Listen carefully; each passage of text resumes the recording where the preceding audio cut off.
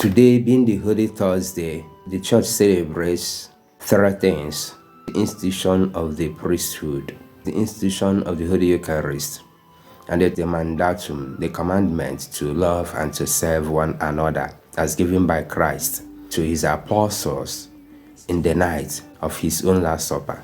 These three celebrations go together. Wherever there is one, you must find the other two. There is no way they can be disassociated.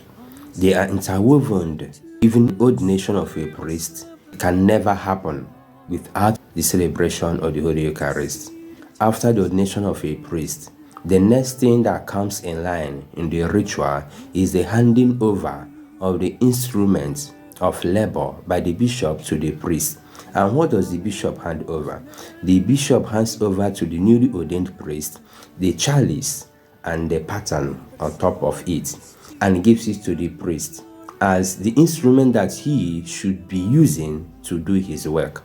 By giving him that chalice and the pattern, the priest has been given the faculty to celebrate the Holy Mass, because the Holy Mass is his place of assignment. That is his office. The altar is his table. Behind the altar, facing the people of God, he is administering his office. So, remove the altar, remove the Holy Eucharist, you remove the priesthood. A priest is ordained to be at the service of the Holy Eucharist. And the Holy Eucharist gives meaning and significance to the priesthood. A priest deprived of the chalice or the altar has been deprived great part of his ministry. The third one, the mandatum to love and to serve. Jesus, after washing the feet of his apostles, gave them this commandment: "You have seen what I have done to you. Do so to one another. Wash one another's feet." This is a great commandment, and it is a commandment to serve. There is no priesthood without service. A priest is the servant of the people of God. The characteristic of his function is service. We have been ordained to stand at the altar in union with our bishop. Christ washed the feet of his apostles. Before Moses ordained Aaron a priest, he first of all had a ritual cleansing on Aaron. The same thing was what Jesus did. He wanted to ordain his apostles priests and to hand them over the celebration of the Holy Eucharist. He first of all made them clean. What he did by washing their feet was not limited to physical cleansing. Peter said to him, "Lord, you cannot wash me." Jesus insisted. Peter refused and said to him, "If you want to wash me, wash all of me."